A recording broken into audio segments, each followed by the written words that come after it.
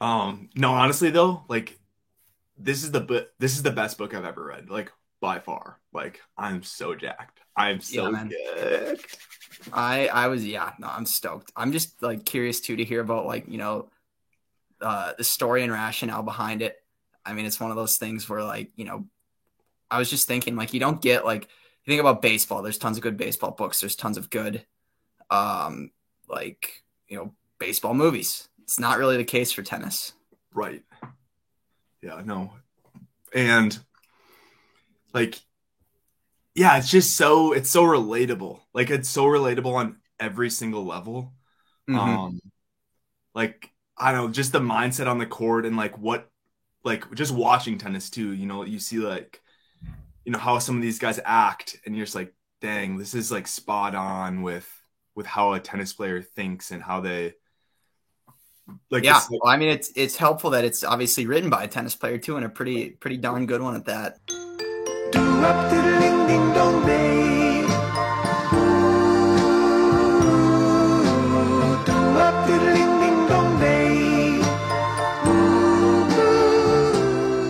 We welcome you to TWI Interviews. I'm your host Ike, along with David Big D3 Youngs. We have special guest Tom Tronson, who is the author of Moving in Stereo. Tom, how are you doing today?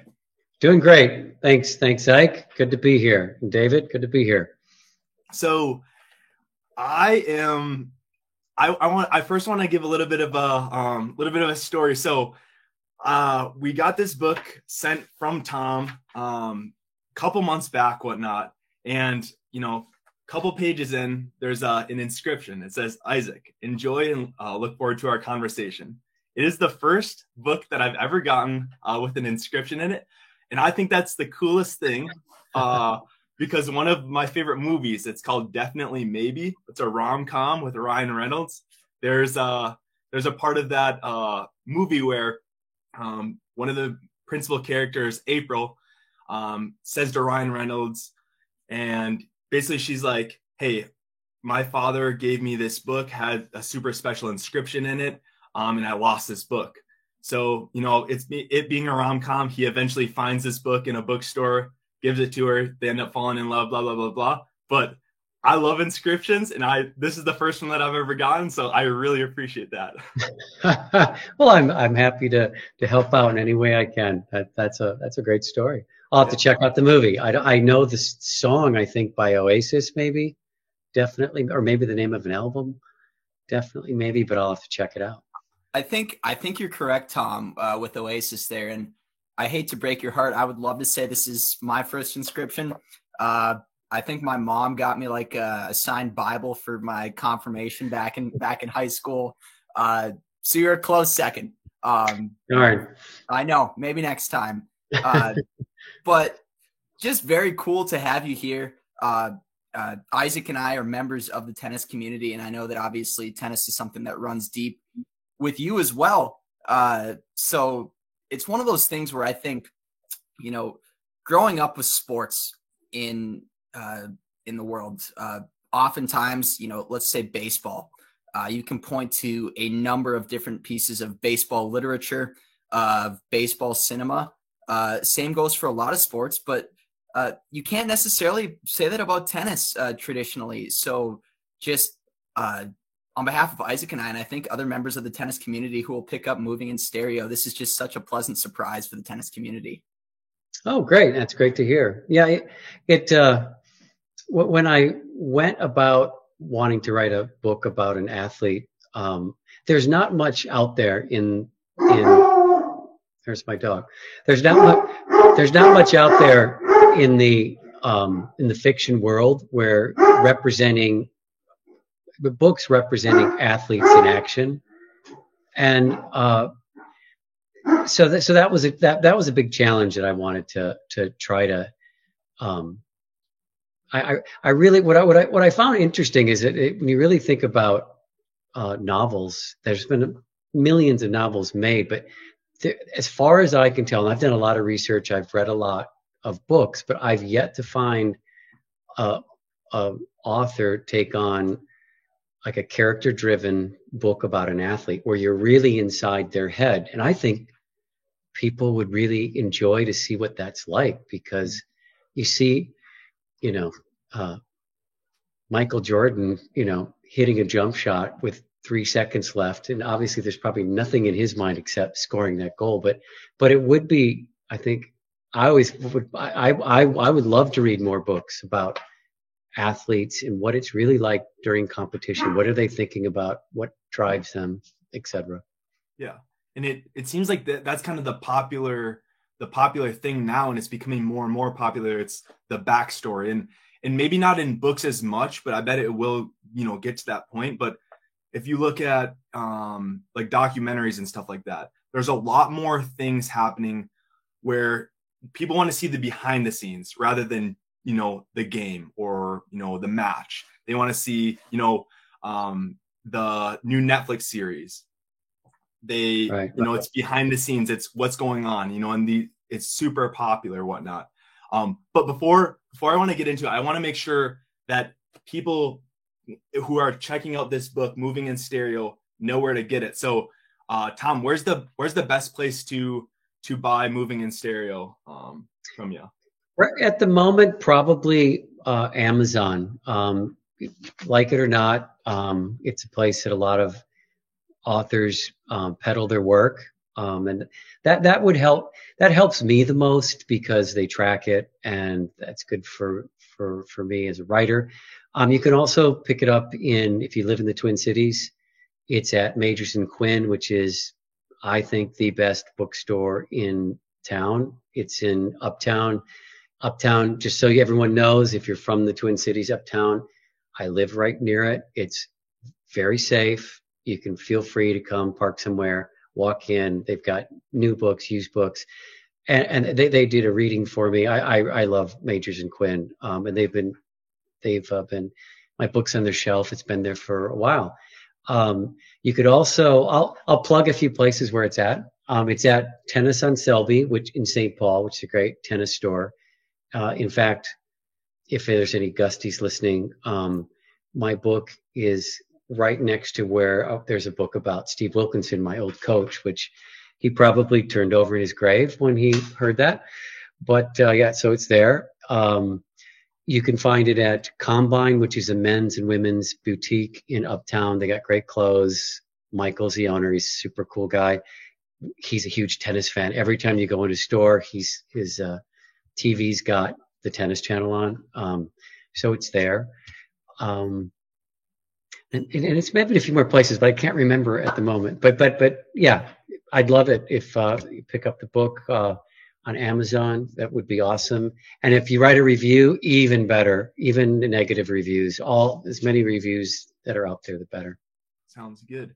And you gave David and I, a copy of this book. So one thing that I want to do is, pay it forward or whatnot. So we're going to have a little bit of a contest. I'm going to make the watchers, watch all the way through, but near the end of our interview, we'll list a little bit of criteria, and I'm personally going to buy 2 books. So if someone does, let's say maybe share it on Facebook, comment on Facebook when I post this interview, or put it in their Instagram story, you might be in the running for a copy of this book, of me paying it forward because you were so nice of sending it to us, whatnot. That's fantastic. Thank you.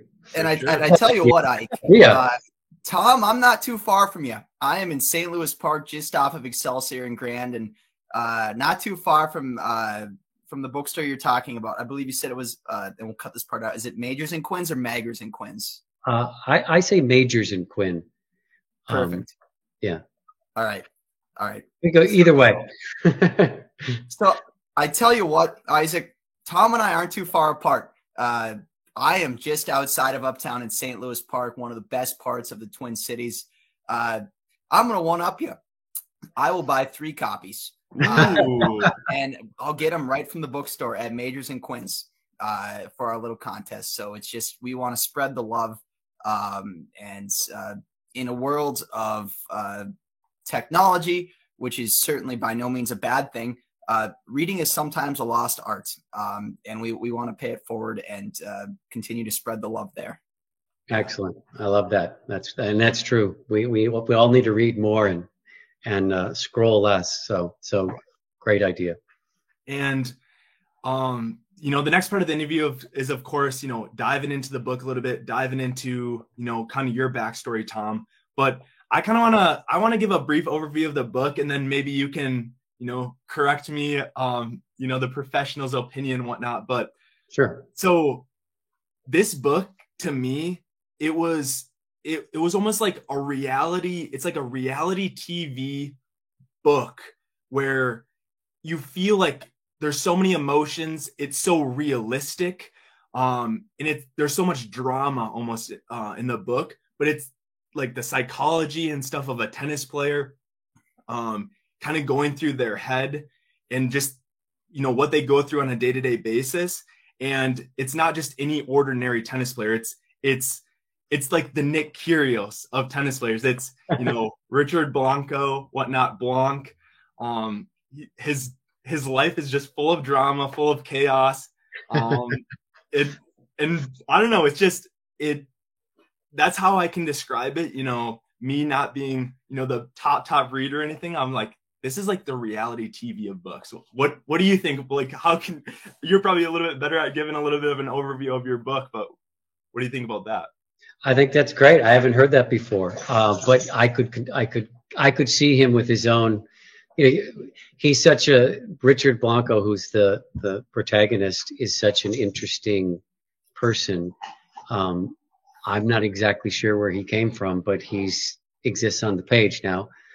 But I always wonder, like, where would he be 10 years from, 10 years after the tour ended?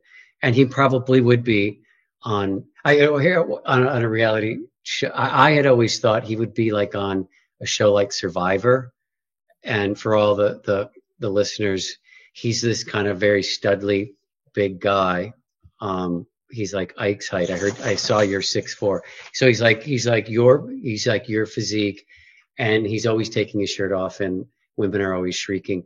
So if he were on something like Survivor, he would be the guy that never was in a scene with a shirt on.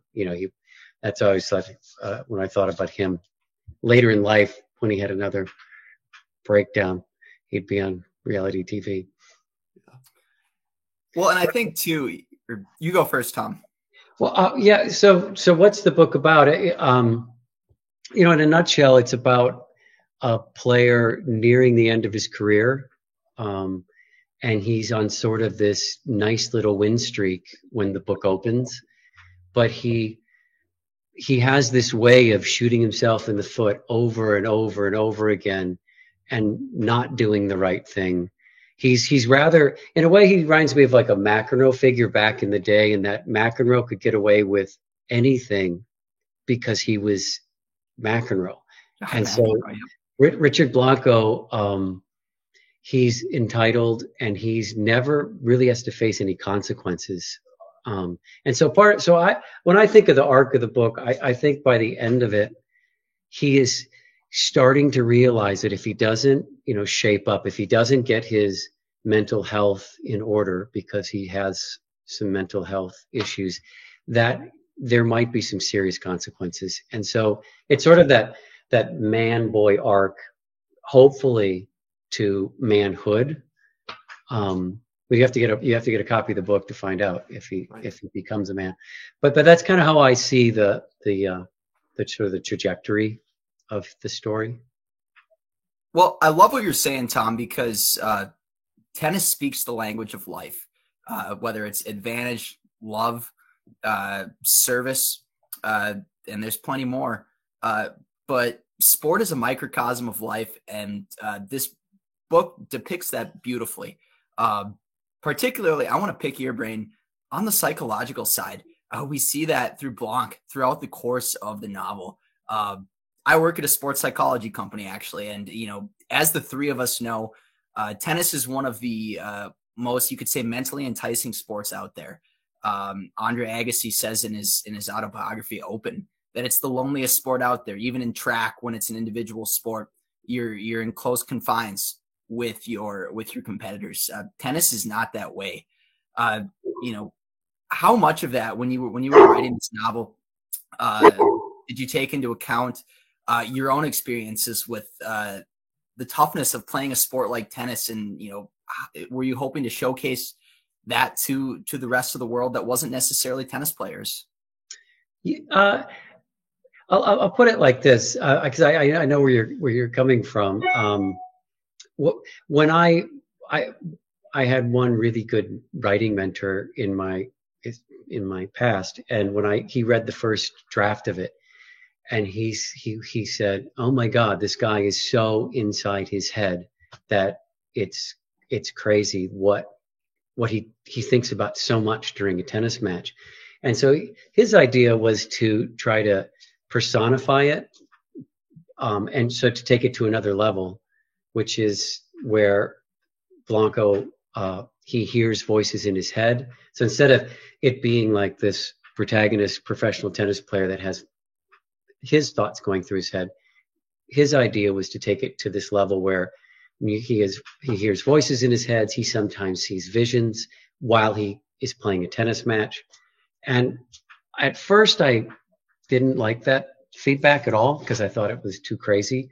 But the more and more we talked about it, it started to make sense. And so I started to incorporate, instead of it just being his thoughts going on as he's playing a tennis match or between points, to like take it to that new level. And what it really did was it kind of freed me, and the character and the character's arc. Suddenly he took on this new life that wasn't there before. Maybe he was in a way a bit more like me as a tennis player who had a very difficult time keeping my head focused on the next point. But he became his own person. And as you've read the book, you understand what I mean. He's funny, and he's awful, and he's real, and he tells the truth when he has no filter. And that all came about once I started to incorporate how could I bring in make these voices in his head really real. Right. Not just like, oh, that's an idea in your head, but really make it real. I don't know if that answered your question, but I think that best explains the psychology. I guess the only other thing I'd add is that as this, I didn't think so much about tennis and tennis psychology and sports psychology in writing the book, but I was definitely thinking about it I was thinking about creating the best scenes possible, and inside those scenes, how can I take advantage of the psychology of the game? Either it's a rival or it's a competitor he can't stand, in Boris Becker, who shows up in the book, or he's got all these other personal issues going on, and how would those play into the psychology of it? So it was something I thought about it, but it was more important for me to make the best scenes possible. Yeah. To bring them really to life. And it shows. The imagery.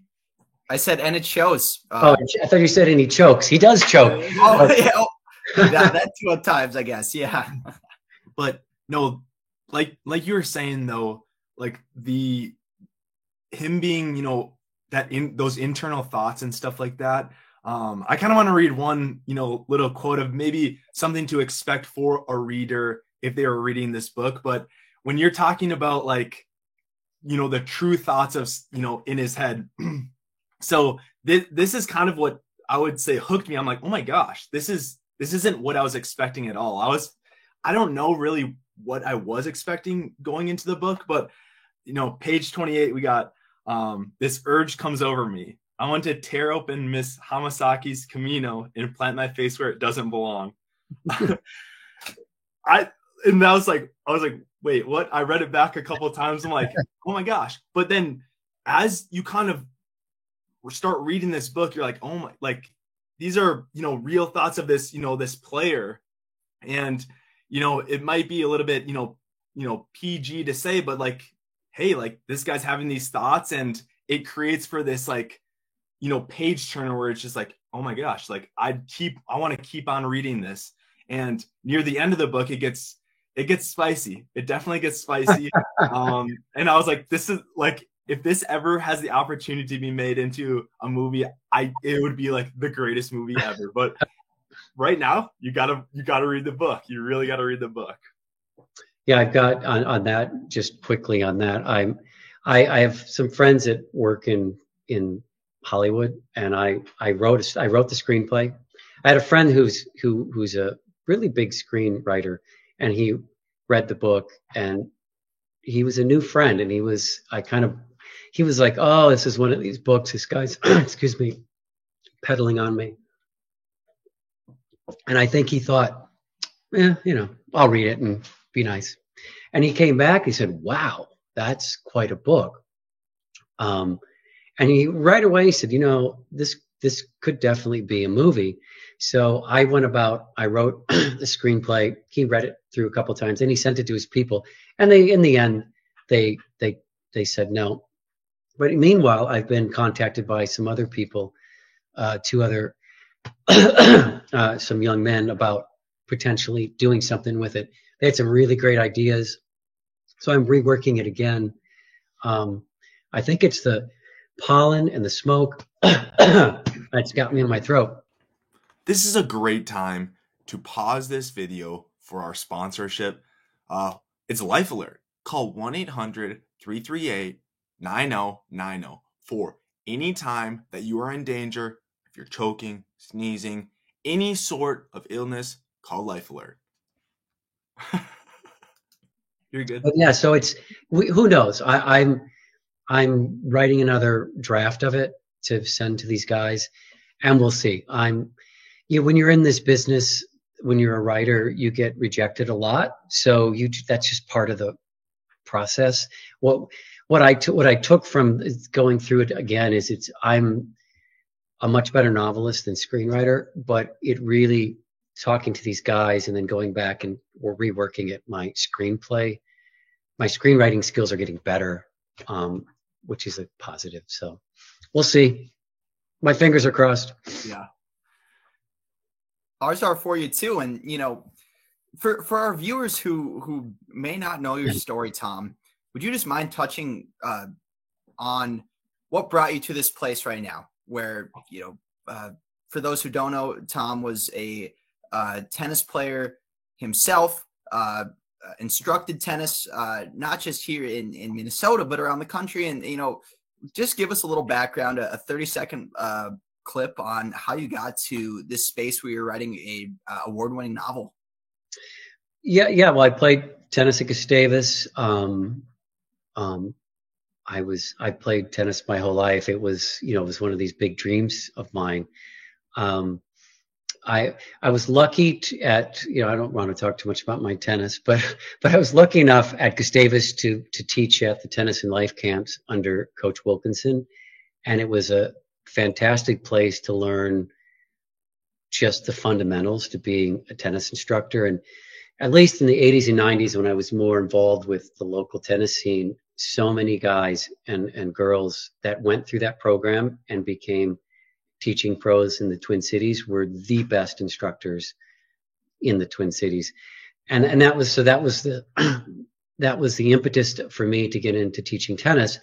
And then I got the opportunity to go down to Florida to teach at Nick Bollettieri Tennis Academy in '89. And I worked there for several years. I ended up moving up to Boston to work at a place called Bollettieri Chang Tennis Center as a head pro. So I was with them on and off for about 4 years, and I couldn't have wrote this book without being in Florida. The Bollettieri, he started this tennis academy phenomenon, and it was the best players in the world were there when I was there. And so Agassi, Courier, Celis, all on their way up.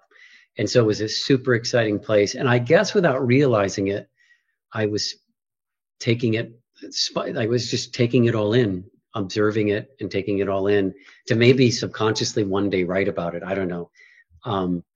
But it was The two hardest jobs I've ever had was working for the Tennyson Life Camps, because we got paid like crap and we worked unbelievable hours. And then the second hardest place was at Volaterra, where again, I got paid like $200 a week, and I worked 60 hours a week on the court.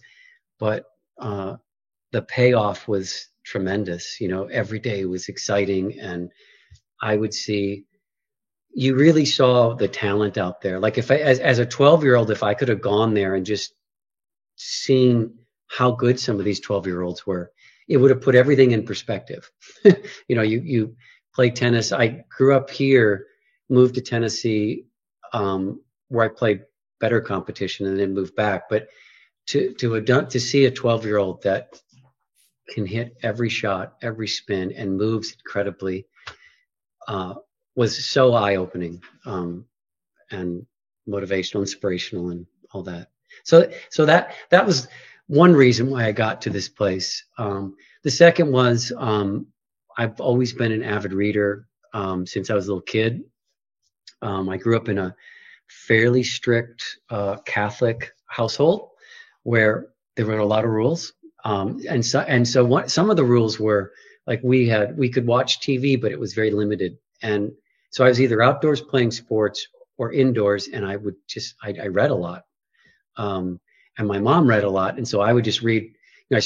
I would read what she was done reading. So I read romance novels and spy novels, and so that played into the writing side of it, I guess, the reading side of it. And then I read, and the one book that probably changed my life was I read S.E. Hinton's The Outsiders when I was 16, and it was the first book that I felt like, wow, this is about teenagers just like me going through the same issues I'm going through. And it was written so beautifully. That book probably planted some sort of seed that, wow, one day wouldn't it be cool to do something like this? And then by the time I got to Gustavus, I was going through a lot of different things other than just tennis. I had a lot of turmoil in my life, and the tennis, I was losing faith in my tennis, and suddenly I started taking English literature classes. And I think at that point, and I was reading some books, because there were some incredible books in the 80s about young men and women. And I think it was at that point that I really started, I must have started thinking about, wouldn't it be cool to be known as like a writer? And then you asked for 30 seconds, and it's a little longer than that. But I wasn't counting. You're good. To fast forward, after my daughter was born, I was working in the corporate world, and I just realized that I don't think I wanted to. I was asking myself, who am I, and who will my daughter figure out who I'll be when she gets older? And I think it was at that point that I realized, wow, I'm in a job that I'm not with my people. I'm good at it and I enjoy it, but it's not really feeding me the way it should. And eventually my wife and I made a plan. She did the corporate ladder world, and I became a stay-at-home dad. And at the same time got my MFA in creative writing and worked on the craft of writing. And not realizing, I thought I'd be a novelist by 35, and not realizing that we moved 3 times. We moved to LA, we moved to Cincinnati, we moved back to Minneapolis, and then raising kids and helping them at all these new places that took a lot of my time. And so I had to push my career to the side. And that's one reason why I'm the age I am with his first novel out. So that's sort of how it kind of worked quickly in a nutshell. Well, I think there's a couple things there. First of all, what a insightful perspective. And I think it's one that resonates with a lot of people. The things that you're saying, I want to touch on. You said you started working in corporate America and realized that there was a different path for you out there. I think that's something that resonates with a lot of people that are myself and Isaac's age. Everybody post-college, they want to go work at insert Fortune 500. And while that certainly is a great fit for some, it's not for a lot who find themselves in those positions. And for your somebody who loves to write, was there a moment where you were really like, I truly want to do this as a profession?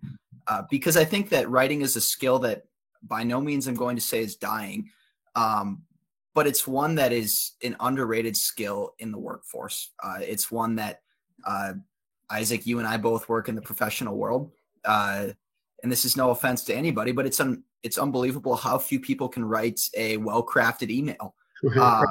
It's a skill that can take you to a variety of places. I think more people just need to tap into it. I completely agree. When it came to my kids are now just my last one. Just I have two children, and my both kids graduated from Madison, and my son just graduated this year. So I'm past the young child stage, but writing was a big part of. As a stay-at-home dad, that was one of the things that I worked with them on. They couldn't stand it in the beginning. Not that I was too tough on them, but they would send in their first draft because it was really, I guess what I'm saying is, it was really important. I felt it was really important that they learned to be articulate on the page, because I totally agree. You're talking to your boss or to your peers, or you're trying to get a new job, and you want to be persuasive. Not easy to do if you haven't practiced it. So I was able to work with my kids through high school, and they told me later that, they'd get the paperback and it would just be full of like edits and red marks, and to where by the time they got to college, they refused to give me any of their papers. But by then they were pretty good writers. So I think that's one thing that, if for you parents out there, that you can't force things on your kids, but if you can find a way to help them become better writers, probably by explaining why it's important in a way that they don't diss you, they can really be beneficial for them in the future. I completely agree. Yeah. Well, you sharing that brings up memories for me as a child with my mother. My dad was a school teacher. Mom stayed at home, and we'd sit down at around, during the summer, 10 a.m. would have different writing prompts. And I can remember vividly, David, write about your favorite tennis player. And that was the first one that I kind of somewhat enjoyed, because it was like, okay, tennis is cool. And I wrote an essay on why I love David Nalbandian, former, I believe, number 4 in the world, Argentinian, big backhands, had Federer's number. But I like what you're saying. You can't necessarily force it, but finding a way to tap into it and making it fun. That's what I would do too. We'd make it fun I'd have them write about things that they enjoyed. That was key. Good point. So, before you got into writing this book, whatnot, what did you write before? Did you write like short stories? Did you write a different book? Like, I know this book was years and years of in the process to get that final product, which books are kind of like that somewhat sometimes. But how did you kind of get to that point of like, hey, I'm ready to write a book? I was starting to write before I got into the MFA program. I did it at Hamlin, and so by the time I got into Hamlin and I started to work on a novel. I kind of like novels because they kind of remind me of, they're big projects and it takes a long time to figure out the puzzle. And it's kind of like being an athlete, it doesn't come overnight. And I, as an athlete, I've always enjoyed the practice and how over time you get better and better and you start seeing those little results, those little wins that make the bigger wins. And I think that's why I like writing novels, because they're these big things that it takes time, but you can start to see those wins turned into something bigger. But at Hamlin, I learned a really good lesson. I'd started a novel, and it was in a young girl's voice, like a teenage girl's voice, in first person. And she grew up on the wrong side of the tracks. All these things that I'm not, like she grew up in a trailer, and she had a gay friend. His name is Muncie. And everyone really, the book, the first 30 pages of it, I really got a lot of attention from my peers. They really liked it. And so I kept going, okay, this is going to be my first novel. And in the back of my mind, I always wanted to do this tennis novel. And as I went along, I started to get pushback the farther I got into the book. Like, a girl wouldn't say that, or girls don't, like, here's one. Well, girls don't call underwear panties, Tom. Like, I didn't know that. Like, I just thought, oh, girls call underwear panties. And so I instead of thinking that, I just said, okay, this isn't a book for me. I can't write in a girl's voice about a young girl that I don't know much about, because I'm getting some pushback. And so I dropped it. It was a great lesson in that. What I realized with moving in stereo was writing a book is the hardest thing in the world to do. And you have to push through those moments. That's my dog scratching himself on me. Rafa. I have two dogs, Bjorn and Rafa. Rafa Nadal is the black lab, and Bjorn is the white lab. But anyway, so I learned a good lesson. But I began the tennis. So I went from starting my thesis with this book about the young girl, changing it midstream, deciding that I would go forward with the book about the tennis player, and I finished my thesis with that draft. And it was terrible. But that's another story. What kind of research did you do for moving in stereo? Did you have to do a lot of like external research, or did everything kind of come where you got the 6'4" Serbian who serves really hard, you got the Jensen brothers reference in there, the McEnroe brothers reference, all these different references that it's like, wow, like this person obviously knows a lot about tennis. Are those things that, you had to do some research on, or did they come kind of naturally? I mean, a little of both, because of I wanted to write the tennis.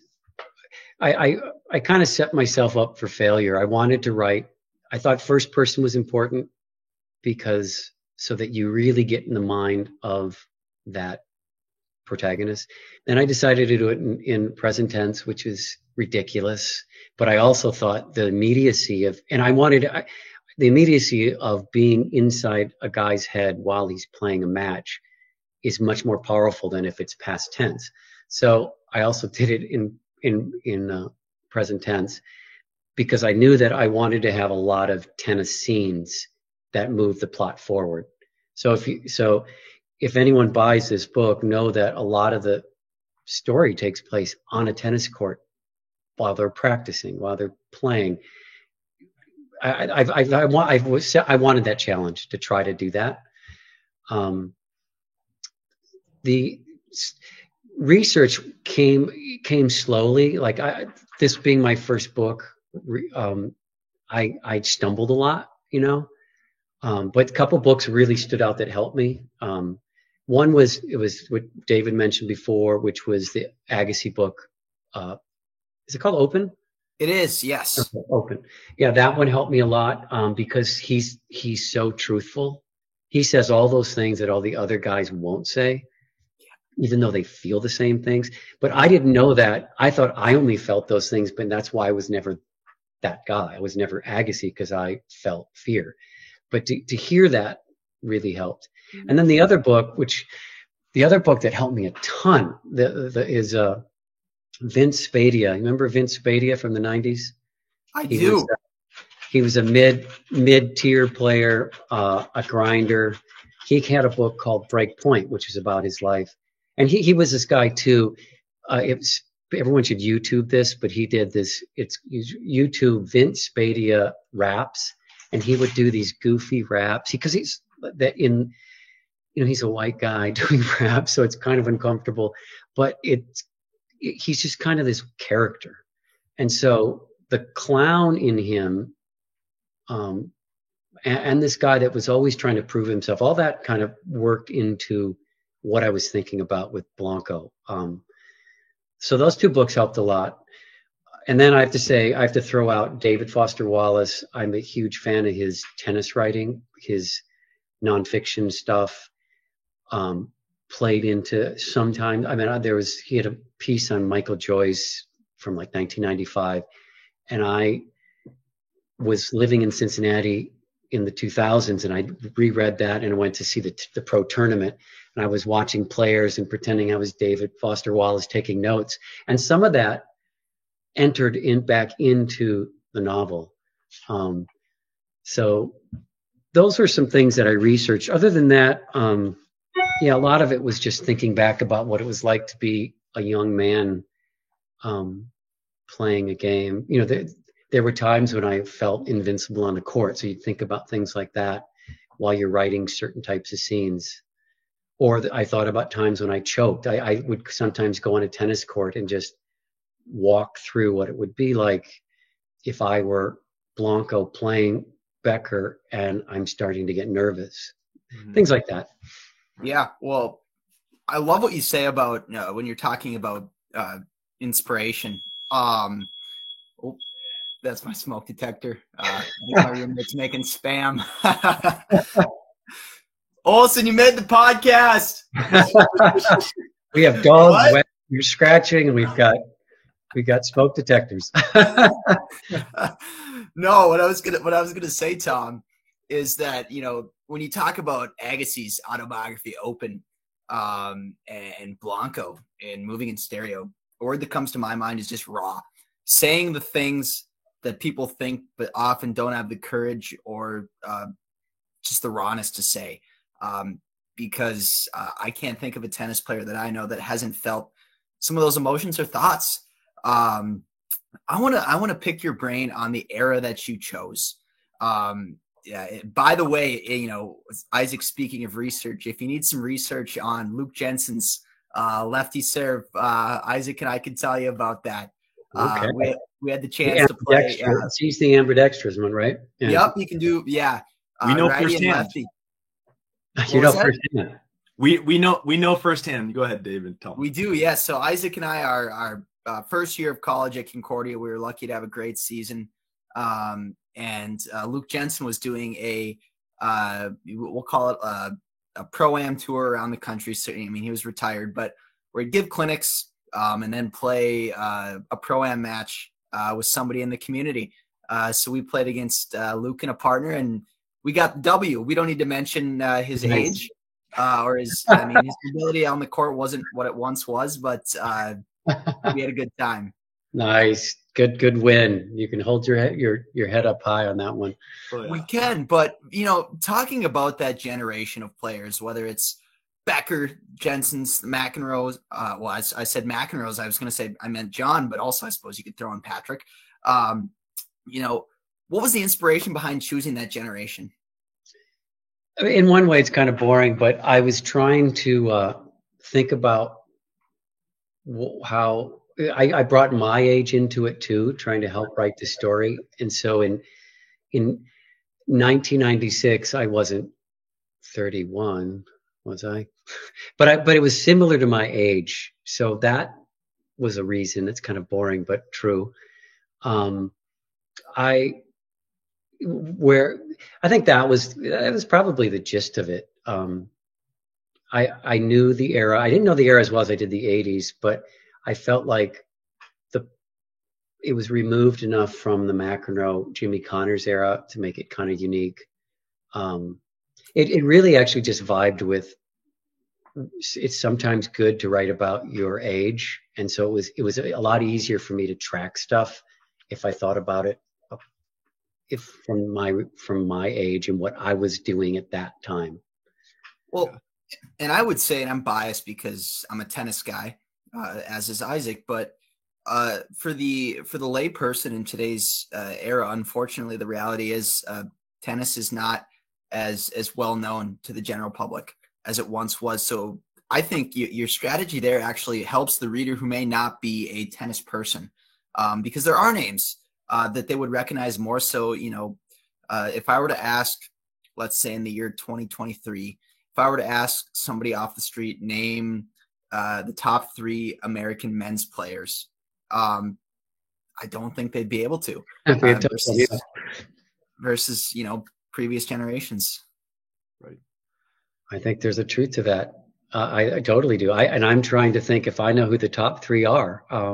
Tiafo and this just shows you now how ignorant I am with tennis these days, or at least American tennis. What's his name who won the Indian Wells? Fritz. Fritz. Number one. And then, yeah, and then there's anyway. Who's three? Who's the third? The guy with the baseball cap. Maybe Seb Corda. I know he got hurt. So Corda, yeah. Tiafo. Yeah, it goes Fritz, Tiafo. Isner still ranked pretty high, I feel like. He's not. I don't think he's up there, but he's not. Gosh. I mean, Brooksby. He's been hurt. I like Brooksby. Yeah. There's another guy I'm thinking of he made a run in the early part of the year. He has a baseball cap. He cut a baseliner. Not a big game, but he's a good retriever. Obviously, Opelka, got hurt as well. Geez, all these guys have been getting hurt. Anyway, it's tough. It's tough. We none of us can get it. You thought some source we are. That can be one of those in the running for the free book on behalf of David or myself.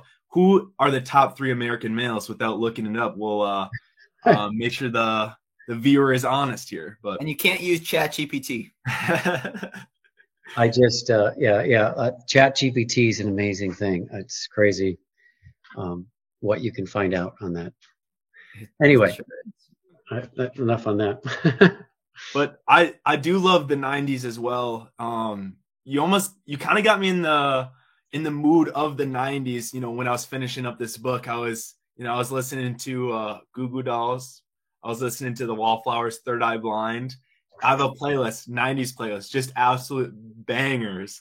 But listening, or I should say, reading your book, kind of it gets you in that feel. It almost puts you in, into that, era where you're just like, wow, like I want to listen to some 90s music. So I did, after finishing it up, whatnot.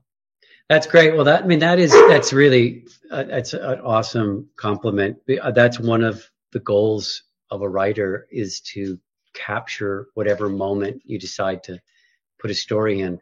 So yeah, a lot of research went into that, of course. That the 90s part for sure. I'm thinking about who this guy, what kind of music would he listen to when he meets his punk rock friend.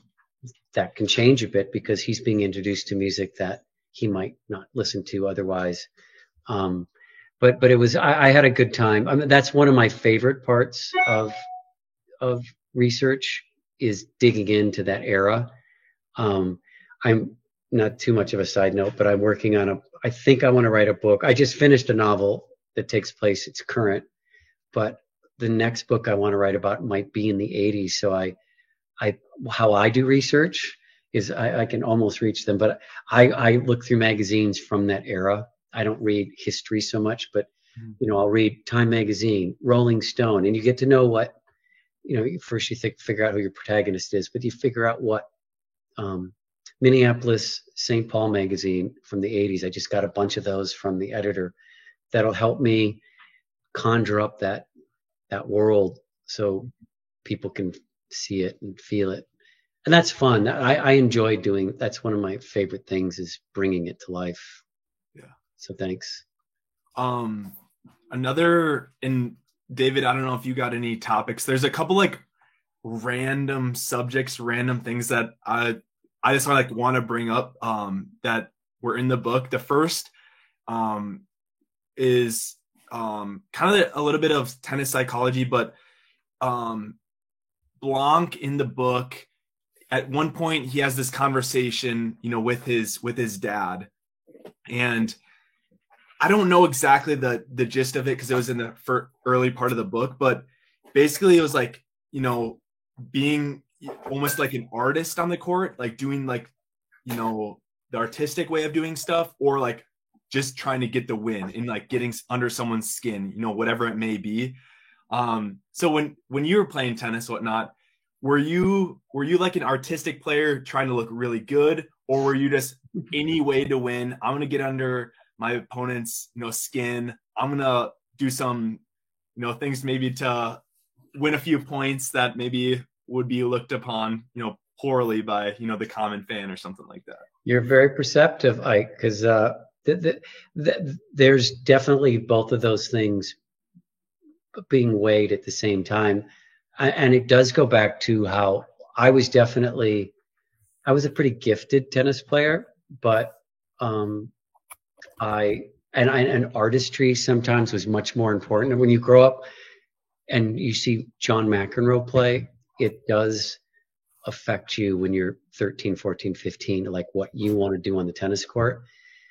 I think if I had like an albatross or an Achilles heel, it would be that I was too much of the guy that wanted to look good than the guy that would grind out that win.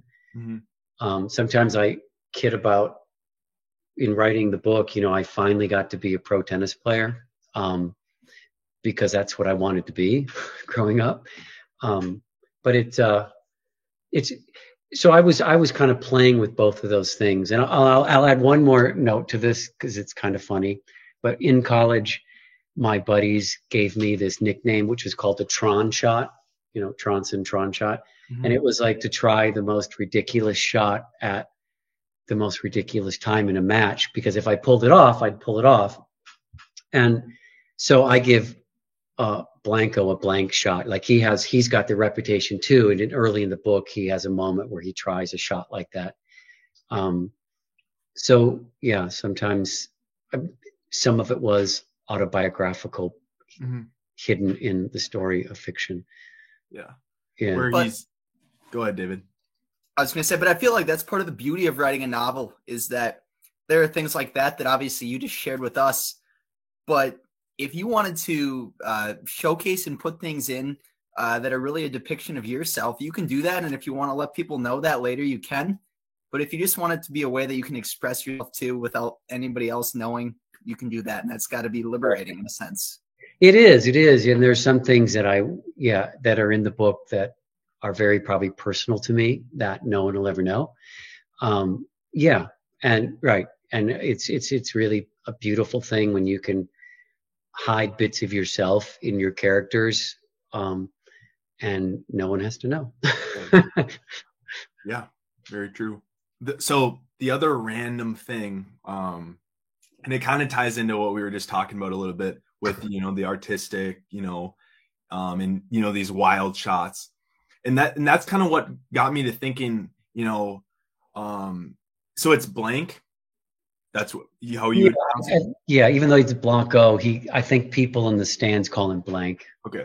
So when Blank does that, that trick shot, when he's playing in Wimbledon and whatnot, I immediately think like, this is Kyrgios. This guy wants to put on a show almost more than winning, although he is just this incredible tennis player. So my question to you,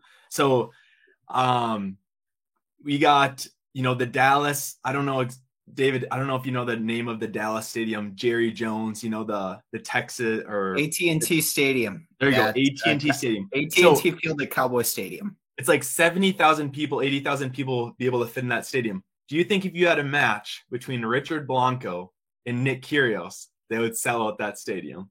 I think that's a good question. They might sell out that stadium. They'd each be trying to one up the next one with something just ridiculous. Yeah. One of my, good friends, and he's on our gambling show, Carter. Myself and him got the privilege to watch Nick Kyrgios in person, and it was a show. And the reason why I asked, hey, do you think they can fill that stadium, is there were people there are 100 to 200 people waiting to get into the stadium to just watch him. So there's literally a line where if you have to go to the bathroom, you're out of there. Like, so, I mean, people are you can't even go to the bathroom. Like, once you leave, you're out, and then someone will take your spot. If you're sitting by, your best friend or girlfriend or kid, whatever it may be, like, you're not getting your spot back, which I thought was just crazy that, people want to see this dude, play tennis that much. But he's a total entertainer. That's also the super, super gifted tennis player. Right. He reminds me, I think, Richard Blanco has his tendencies. He was written before Kyrgios came of age, but I definitely thought of people like Jimmy Connors was sort of the same way, although Connors took the game really, really seriously and Nick doesn't so much, or at least he tends to portray that he doesn't. I do think deep down he does, but so yeah, I think we need more of those kind of guys that are, I was thinking about it the other day that the Federer and Nadal are such sportsmen. They're such great ambassadors, and Djokovic, to an extent, is a great ambassador to the game. At the same time, you scratch your head about some of the things he's done. Mm-hmm. But I think because of players like that, there's this reaction that happens, and players take the opposite. So Medvedev and Kyrgios, they're going to take that. The others, they're going to react to the perfect guy out there that's great, and stir it up a little. And in all generations, we seem to have a couple players that like to stir it up. And I would guess Blanco fits into that category for sure. I would get, like, it's a great thing, a great analogy. Like, he's the kind of guy that brings people in that otherwise don't come in. He's got the model on his arm. Mm-hmm. He says outrageous things. He hangs out with punk rockers before matches, even though he shouldn't. He's going to bring a crowd in that isn't otherwise showing up. So he's refreshing, and also probably, makes people scratch their heads too, like Nick does, right? Right. Yeah, well, I mean, it's something that creates great storylines and stories throughout sports, whether it's Notre Dame, Miami, old school football, whether it's, I can think of certain boxing ones. We're in Minnesota. We can say that Federer and Nadal are the walleye, the beautiful, majestic fish. Blanco, Kyrgios, Connors back in the day, they were Northern Pike. I love to fish, and fishing opener was a couple weekends ago, so I had to tie something in. That's good. One final question that I have for you, Tom. As you look back on this journey of writing this novel, sitting where you are now, seeing how it's done, is this something that you expected? How many people would read it? The reaction, and would you say that you're proud of yourself? I guess I thought I would be, as I kind of alluded to before, I would have been a novelist a little earlier in time than, it was published when I was 55. But that's life, and a lot of things happen in life that slow us down or we have to focus on first that are more important. I guess I kind of knew I had a book that was a pretty fun read, that was a page turner, and I thought people would. I was interesting. A lot of young men really thought it was great. It kind of resonated with them, so I knew that I had something that if I got it in front of enough people, who knows where it could go. Mm-hmm. I still don't feel like I've reached my readership. I don't think we touched on this, but I'll be real quick. But I went, the publisher that I went with, I was also at the same time trying to pursue a literary agent, and through the literary agent, they get you the New York Times book review, and they set up your tour, and there's more reviews, and so there's a big thing that happens behind the book that helps launch it. Mm-hmm. I had to do most of the marketing myself, and then I did it during the pandemic. So like my book, my launch was on a Zoom. It was still great, but it was not the same.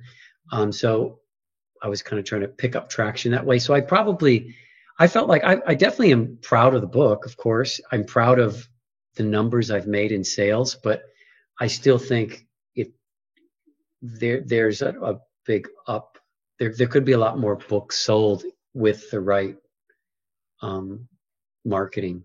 Yeah. I'm not sure if that's going to happen because I'm moving on with other books, but I think that's there. But I'm definitely proud of it. Yeah.